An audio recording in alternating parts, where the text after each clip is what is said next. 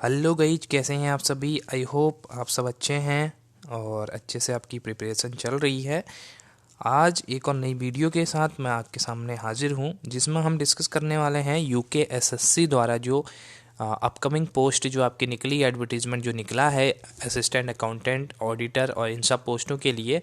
तो यहाँ पे सिलेबस को अपडेट किया गया है और कुछ बहुत सारी नई चीज़ें यहाँ पे एडअप की गई हैं।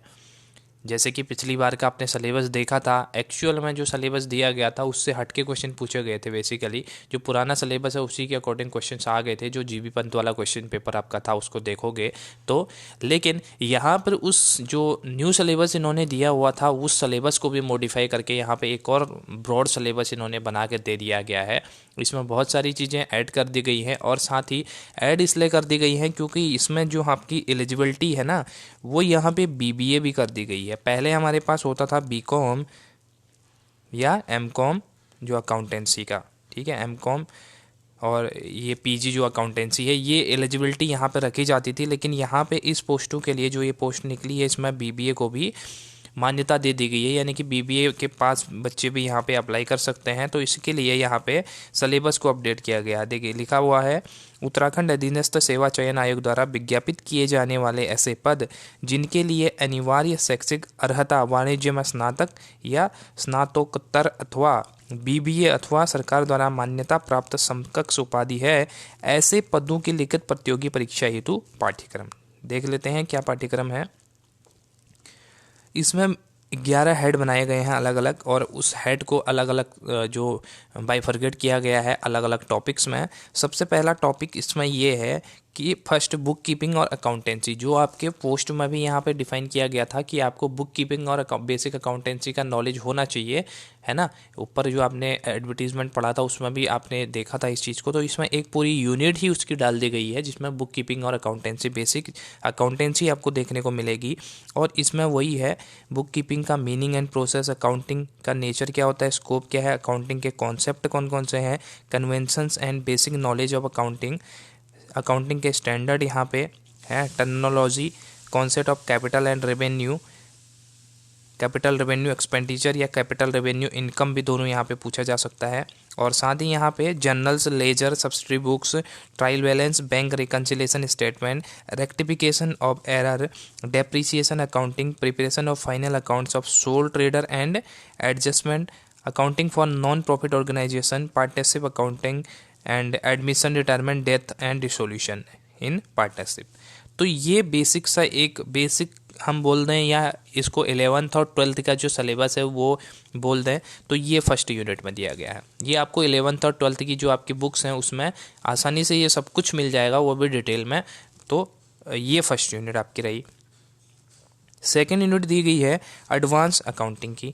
एडवांस अकाउंटिंग में ये बेसिकली आपके बीकॉम लेवल की, बीकॉम और बीबीए की जो यूनिट है उसके हिसाब से यहाँ पे दिया गया है। जो बेसिक है, रॉयल्टी अकाउंट दिया गया है, हायर परचेज दिया गया है, इंस्टॉलमेंट पेमेंट सिस्टम दिया गया है, और department and branch account, joint venture, consignment account, computerised accounting system, use of computer software in accounting and generating various inventory reports for managerial decisions. ये आपका एडवांस अकाउंटिंग के अंदर दिया गया है। कॉर्पोरेट अकाउंटिंग थर्ड यूनिट है। Corporate accounting में shares पे रिलेटेड है, शेयर्स और डिवेंचर इससे रिलेटेड है, issue, forfeiture and re issue of the share, issue and redemption of preference share, debenture, issue of the bonus share, stock splits and buyback of share, valuation of goodwill and share, amalgamation, absorption and reconstruction, holding company, liquidation of company, profit and prior and post incorporation. ये आपका corporate account में दिया गया है, corporate account की unit में दिया गया है। और बेसिकली कॉर्पोरेट अकाउंट में हम ज़्यादातर कौन सी चीज़ें देखते हैं, हम यही चीज़ें देखते हैं, amalgamation, absorption, reconstruction, holding company, liquidation of company, ये सब चीज़ें देखते हैं। और इसमें ये भी ऐड कर दिया गया है, issue and re issue of the shares, redemption of shares, preference shares, ये सब चीज़ें इसमें ऐड कर दी गई हैं। तो ये बेसिक सी एक कॉर्पोरेट अकाउंटिंग की जो कंप्लीट यूनिट है वो बना दी गई है। थर्ड यूनिट ये हो चुकी। अच्छा, फोर्थ यूनिट दी गई है कॉस्ट अकाउंटिंग की। कॉस्ट अकाउंटिंग में क्या क्या दिया गया है यहाँ पे, मीनिंग, बेसिक, स्कोप, नेचर, ये सब तो आपको पता ही है, हर किसी में पढ़ना ही हमें हर टॉपिक में। Difference between cost and financial accounting, ये थोड़ा सा थ्योरेटिकल बेसिस हो जाता है। Cost concept and classification element of the cost, यहाँ तक लगभग आप थोड़ा सा उसको जो थ्योरेटिकल और न्यूमेरिकल पार्ट है दोनों को मिक्स कर सकते हो इसमें। यहाँ से आपका फिर न्यूमेरिकल पार्ट स्टार्ट हो जाएगा। Material, labour and overhead, method of valuation of stock method, costing, unit job, contract process, operating costing. इसमें देखो यूनिट कॉस्टिंग भी दी है, जॉब कॉस्टिंग भी है, कॉन्ट्रैक्ट कॉस्टिंग भी है, process costing and operating costing. यहाँ पे इतने टॉपिक यहाँ पे कवर किए गए हैं। Reconciliation of cost and financial accounting, और लास्ट में है cost control and cost reduction. ये यूनिट पूरी की पूरी आपकी कॉस्ट अकाउंटिंग की यूनिट है। इसके अंदर जो इम्पोर्टेंट चीज़ें हैं वो वही हैं, यूनिट कॉस्टिंग, जॉब कॉस्टिंग, ठीक है, कॉन्ट्रैक्ट कॉस्टिंग जो यहाँ पे दिया गया है, ये बहुत ज़्यादा इंपॉर्टेंट है। बाकी ये थ्योरेटिकल पार्ट तो हर किसी में हमें पढ़ना ही है। Nature, scope, advantage and limitations, ये सब चीज़ें तो हर यूनिट में आपको पढ़नी ही पढ़नी है। और साथ में मटेरियल, लेबर, ओवरहेड, ये आपको पढ़ने हैं। तो इस तरह से ये आपकी 4th यूनिट है। 5th यूनिट में इन्होंने दिया है financial management and management accounting. In 2 unit को दिया गया है एक साथ में, तो ऑब्वियस सी बात है कि ये बड़ी यूनिट होने वाली है। फाइनेंशियल मैनेजमेंट और management accounting. Nature, scope and objective of the financial management, पहला वो मैंने आपको बता ही दिया, हर किसी में आपको देखना ही देखना है। और time value of the money देखना आपको, ठीक है। Risk and return, valuation of bond and equity, capital structure, cost of capital, investment decision, financing decision and dividend decision, working capital management. तो यहाँ पे आपको जो फाइनेंशियल मैनेजमेंट का है, ये एफएम का आपका यूनिट है।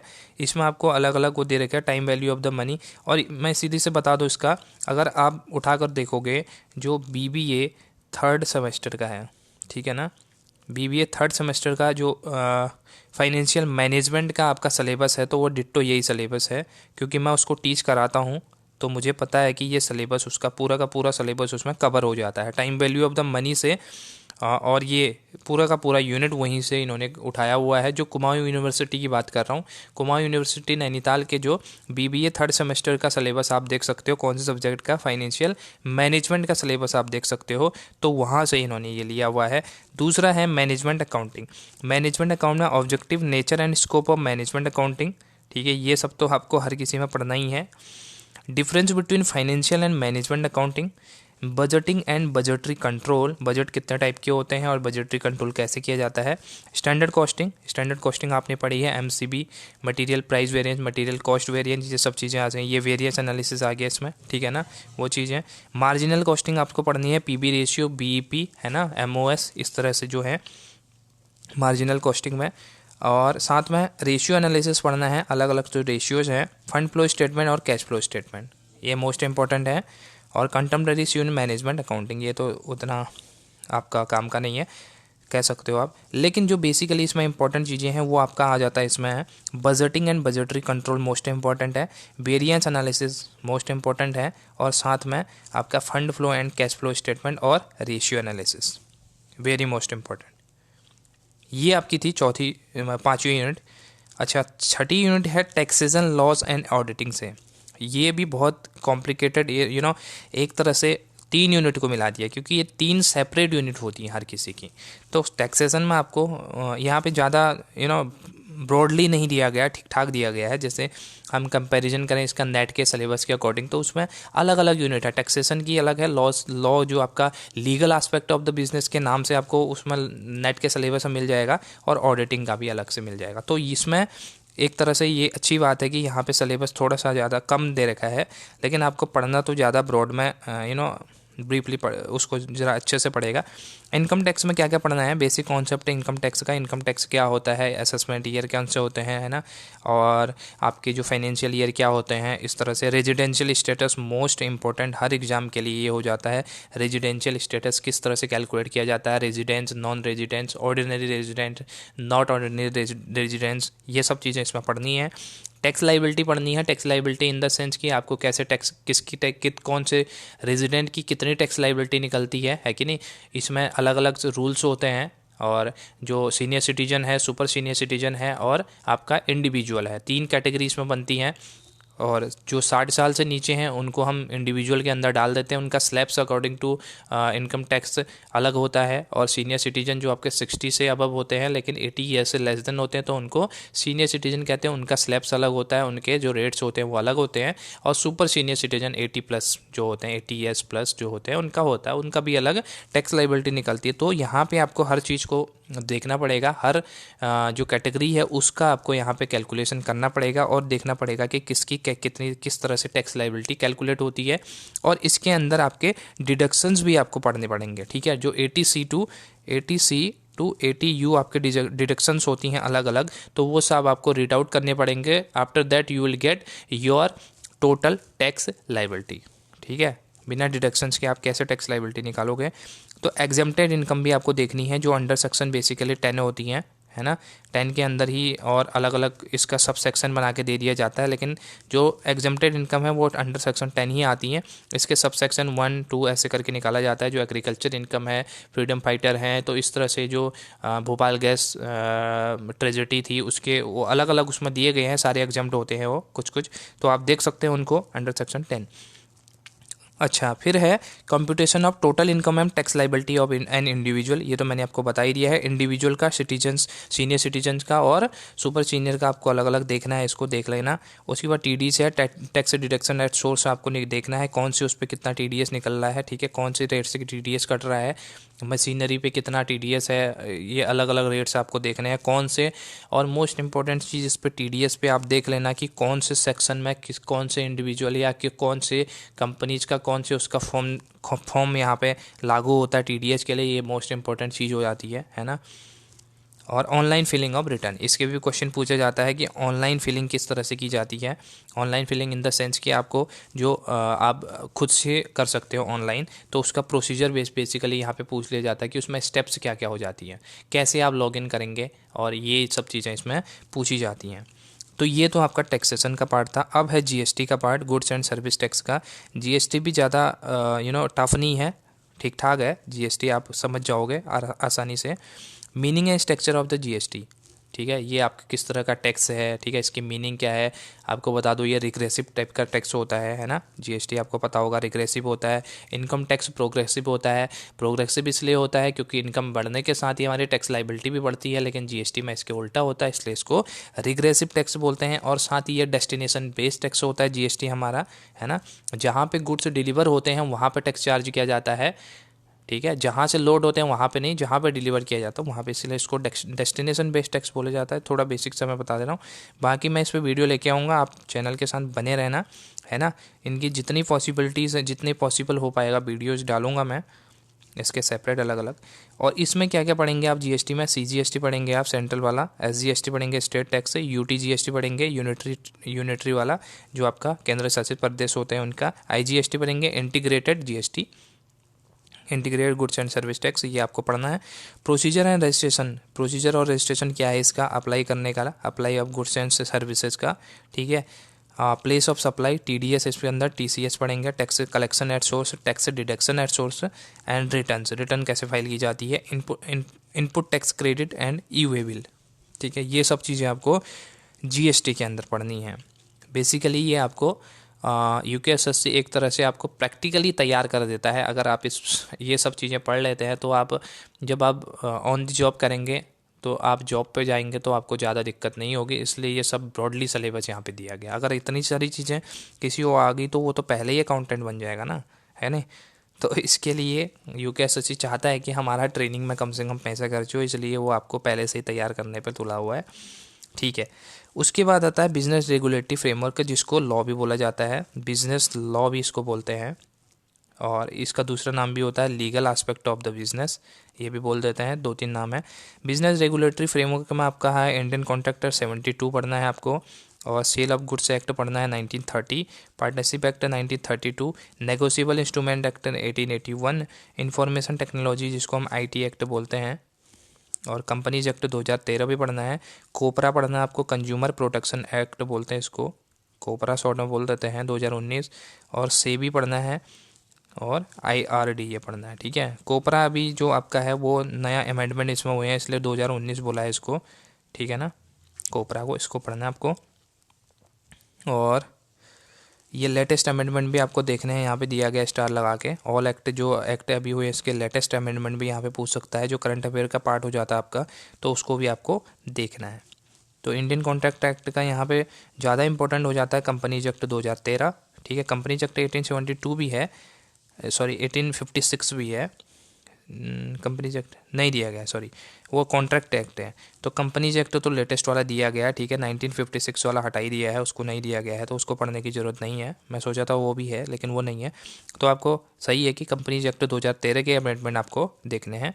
और नेगोशिएबल इंस्ट्रूमेंट एक्ट भी मोस्ट इंपॉर्टेंट है। नेगोशिएबल इंस्ट्रूमेंट एक्ट आपको पता ही है क्या होता है, जो नेगोशिएट हो सकते हैं, एक ऐसे इंस्ट्रूमेंट जो पेमेंट के लिए कितने भी अनलिमिटेड बार नेगोशिएट कर सकते हो, जैसे चेक है, प्रोमिसरी नोट है, और इसके अलावा आपके पास ठीक है, ये 2-3 होते हैं, तो आप उसको देख सकते हो।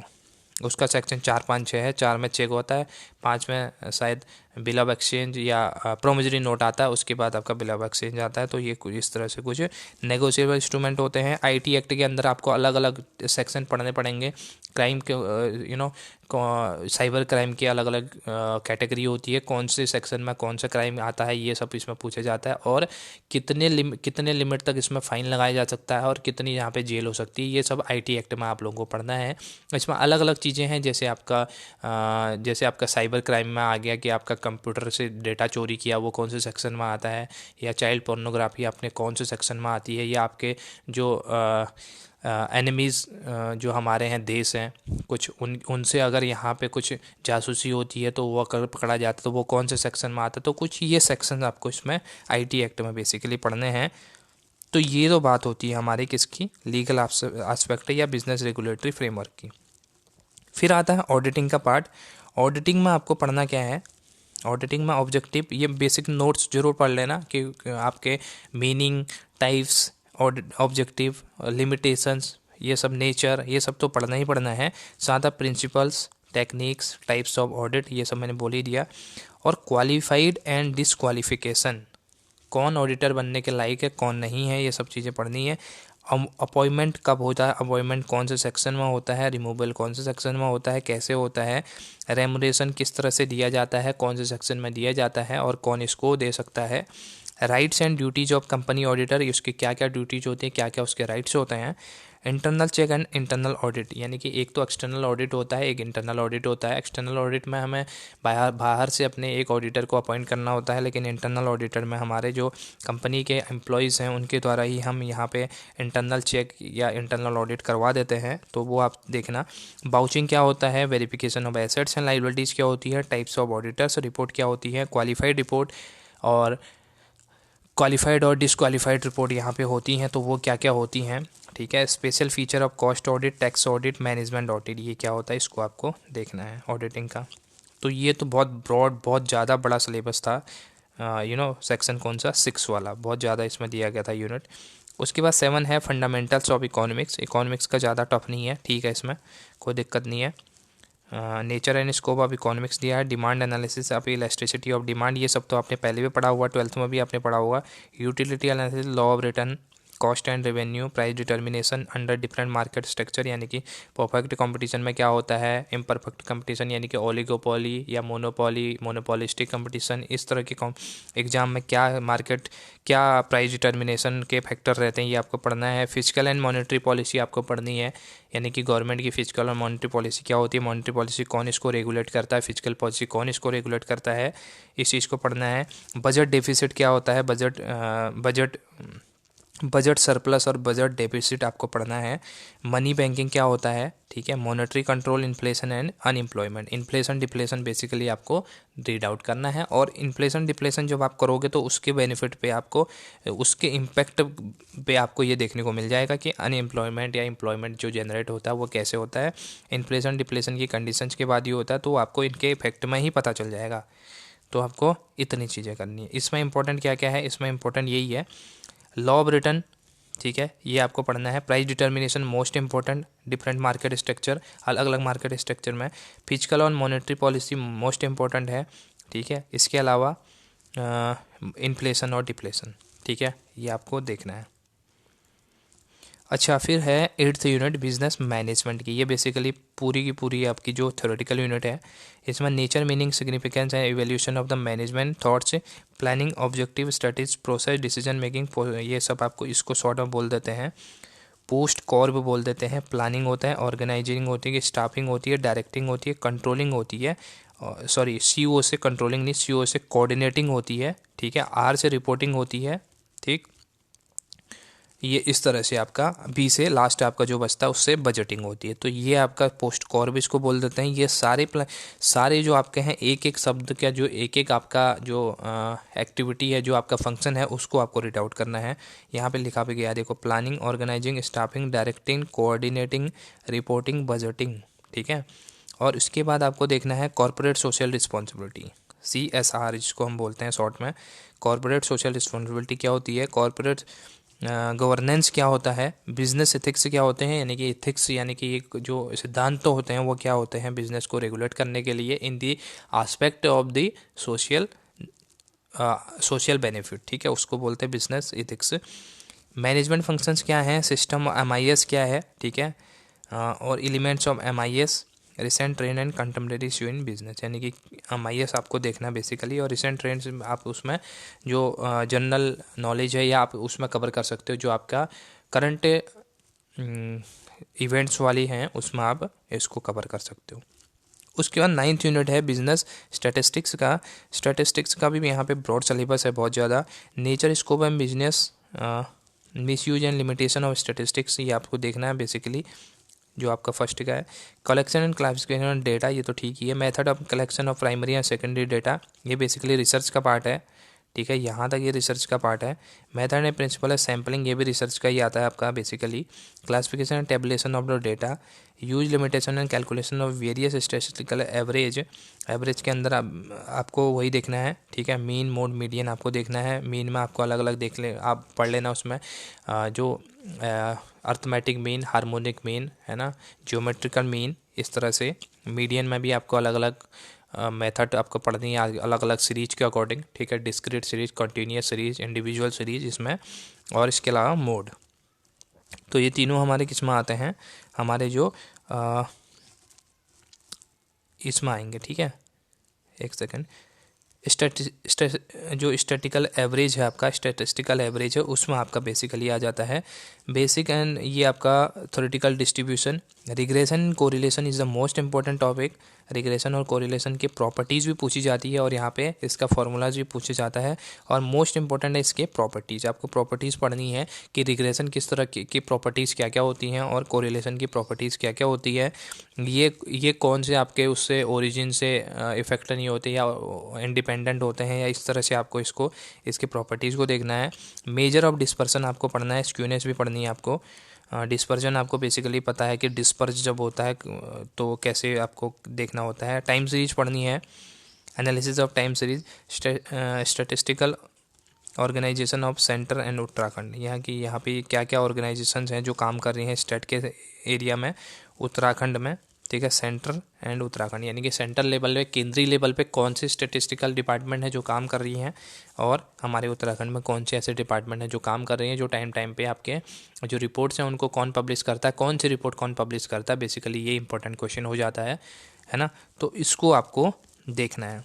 इसके लिए आप देखेंगे BBA first sem, BBA first sem का आपके पास जो स्टेट का जो आपका पेपर होता है उसका पूरा सिलेबस आपका इसमें कवर हो जाता है।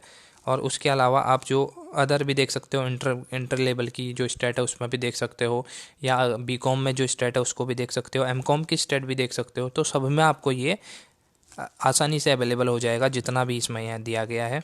और इसमें मोस्ट इंपॉर्टेंट जो चीज़ बात मैं करूँ तो उसमें है रिग्रेशन एंड कोरिलेशन, तो बहुत ज़्यादा इंपॉर्टेंट है। सेकेंडरी और जो आपका सेकेंडरी और प्राइमरी डेटा है वो भी इम्पोर्टेंट है। और इसके अलावा स्टैटिस्टिकल एवरेज, ये बहुत ज़्यादा इंपॉर्टेंट है। डिस्पर्जन और स्क्यूनेस, इसको देख लेना, पॉजिटिवली स्क्यूड, ये स्क्यूनेस में वही आता है कि पॉजिटिवली स्क्यूड है या निगेटिवली स्क्यूड है। और इसमें मीन मोड मीडियन तीनों की क्या नेचर रहता है, बस इतना सा इसमें इंपॉर्टेंट हो जाता है स्क्यूनेस में ज़्यादा। और ज़्यादा से ज़्यादा आपको पूछेगा तो कोफिशिएंट ऑफ स्क्यूनेस पूछ लेगा, ठीक है। उसके अलग अलग सॉरी कोफिशिएंट कैलकुलेट करने का होता है, काल पियर्सन का होता है, और इसके अलावा और भी हैं, तो आप उसको देख सकते हो। टाइम सीरीज इजी है, ज़्यादा टफ नहीं है, उसको देख लेना। और बेसिकली ये आपका है, ठीक है। ये था बिजनेस स्टैटिस्टिक्स का। इसके बाद अभी और है money banking and financial institutions. इसमें आपको बेसिकली बैंक्स या आपके फाइनेंशियल इंस्टीट्यूशंस के बारे में स्टडी करना है। Function important kind of money, different method of currency note issue in India, यानी कि करेंसी कैसे इशू की जाती है उसके बारे में। इन्फ्लेशन एंड डिप्लेशन ऊपर भी आपको देखा था दूसरे यूनिट में, इकोनॉमिक्स वाले यूनिट में, इसमें भी आपको पढ़ना है। तो आपके दोनों जगह का एक बार में तैयार हो जाएगा, ठीक है, ढंग से आप तैयारी करेंगे तो।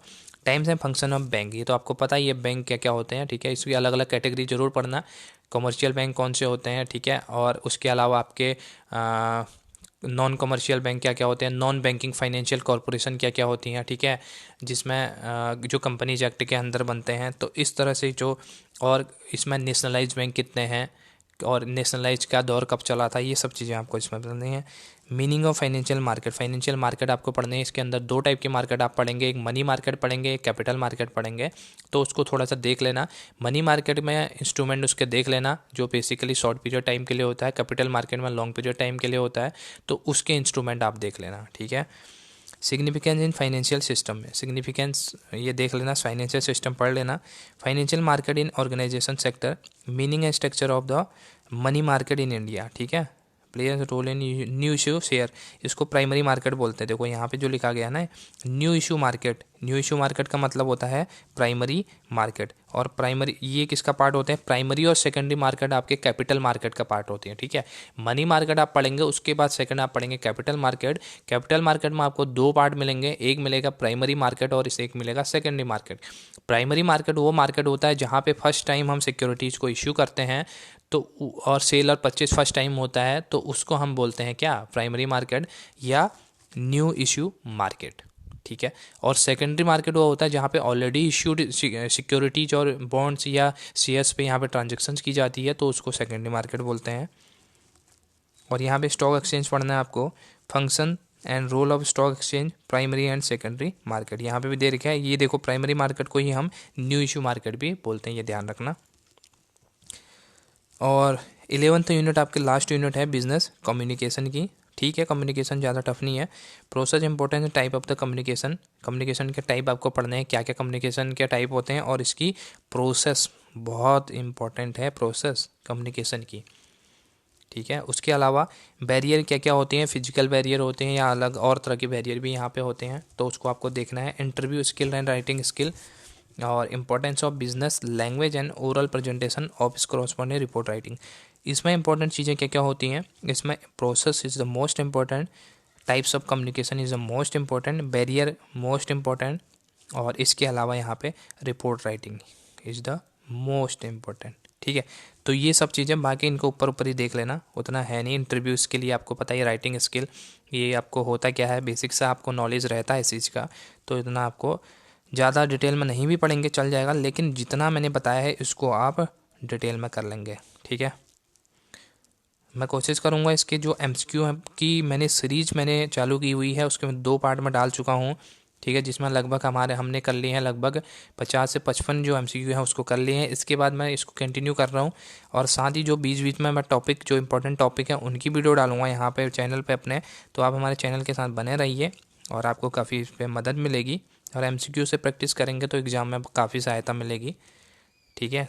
तो ओके गाइज़, आई होप कि आपको ये सिलेबस समझ में आया होगा। कुछ समझ में नहीं आया तो आप पूछ सकते हैं, और फिर मिलते हैं नई वीडियो के साथ। तब तक keep watching, thank you so much, see you guys, bye bye.